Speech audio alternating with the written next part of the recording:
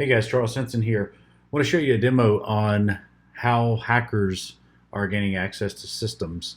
So we're going to fire up a Kali Linux box here, and I've got a Windows 10 desktop as well. A lot of threats are out there right now, and people are, preying on everybody's being scared of what's going on. A lot of links going out in emails. So really, what I wanted to do is just put together a little hacking demo to show you what it looks like from the hacker's perspective. So on the Linux server, we're going to, or the Linux box, we're going to connect up, run a couple of commands, and we're going to get this box in listening mode. And then we're going to send out an email, and inside that email, there's going to be a payload. When the user clicks on the payload, then we will have access to that box. And I just want people to really understand the dangers of clicking on links and opening attachments in emails. And especially with COVID-19, we're getting like 15 to 30, even 100 messages a day. A lot of resources out there. But what's happening is if we open up Outlook and we see a message, we think, well, this is from somebody that I know and trust, so let me open it up and see what it is.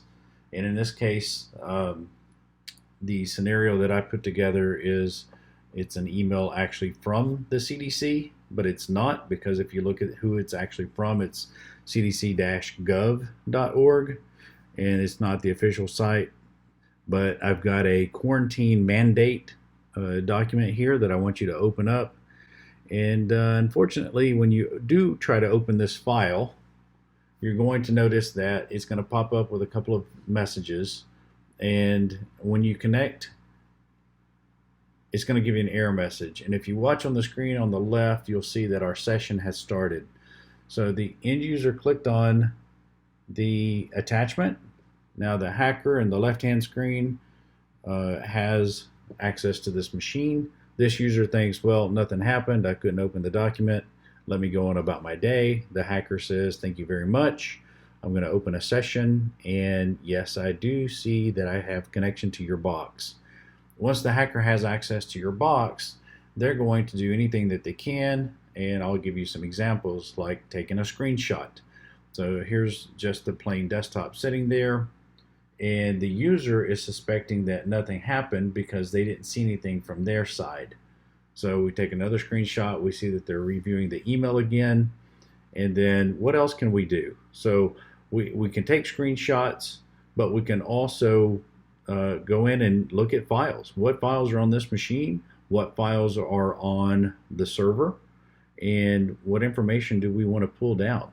So we can look here and say, wow, here's the My Documents folder, and I see a couple of files there, like passed out. We could grab that document, but not as interested in the pictures as I am the offsite passwords. Maybe that looks like a very good file to look into.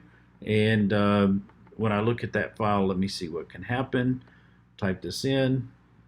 All right, look, it's downloading the files for me. I just downloaded files, the remote user's computer, and it is downloaded to my box, the hacker's box. There's other things that we can do here.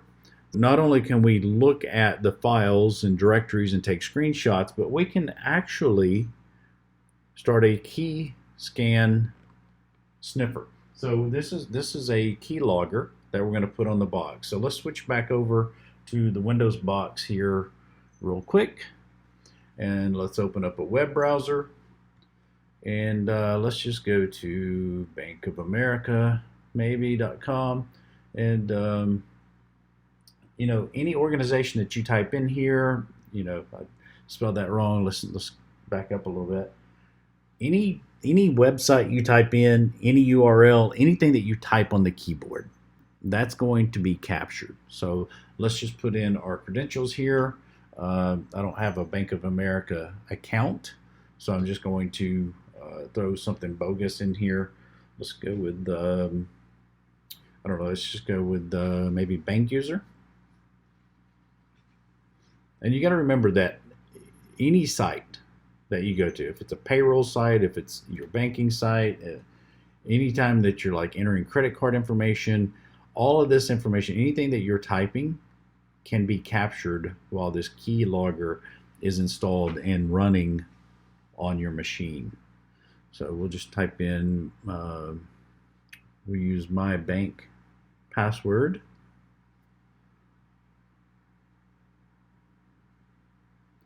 And we'll sign in. Now obviously that's not a valid user and Bank of America is going to give me an error, but if we switch back over and do a key scan dump, what we see here is bankofamerica.com, bank user is the username, and in the last line you'll see my bank password. It's separated out, and the capital M, the capital B, and the capital P, you can see that they use the shift sequence to get that to happen. Seem to have gotten a visitor here. My cat seems to want to join into the demo today. But let's see what else we could do. We could take over a webcam. So we've got a webcam. We run the list and voila, there is a webcam. So hey, let's see what happens when we take over that webcam. Ah, look. You got access here. We adjust this just a little bit. So you have access here to see that you can see whatever that user's camera is pointed toward. So you can take over that and stream that as long as possible. We could also upload ransomware on this box.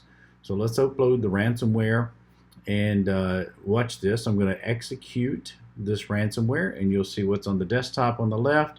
I executed the ransomware from my hacking computer because I have all the information now, and the user gets an error letting them know that all of their files have been encrypted. There's no OK button, there's nothing to click on. All they can do is click on the instructions on how to buy Bitcoin and pay for the ransom. So you can see on the screen on the right that I can still go through and I can still look at the documents. Obviously they're going to be encrypted, so I'm not going to want to get those, but I can still go and take over the webcam. I can see the user's reaction. I can see if, like they're freaking out. I can hear what they're talking about with their boss. Should we pay the ransom? Should we not? Because I have full access to this machine. So why wouldn't I listen in to see if, what's going on there and see their reactions? And you have to remember that if you just turn off your computer at this point and go back in, that I could still gain access. So educate your users, look for messages like this. If they see something that they fear may have been a hack, if they click on something and it doesn't go through and they think nothing happened, don't ignore it. Call IT, get somebody to look at that machine. Otherwise, it could be hacked and you could end up with a screen like this and your company data could be stripped out in the back end and it could do a lot of damage to your business. So guys, be safe out there. Be careful what links you're clicking on, and please educate users in this time. There's going to be a lot of hackers that are preying on the innocent, and they're going to be calling. They're going to be trying to get different people to do things, give up information, give credentials, share passwords, things of that nature. Do your due diligence, educate your team, your staff, let them know that the hackers are coming after us and they are trying everything that they can to gain access to our systems. A lot of great information out there, a lot of good emails, but it only takes one bad hack attempt to allow the bad guys to get in, and I just wanted to bring this to your attention and educate you today. Guys, be safe out there, and we'll talk soon. Thanks again.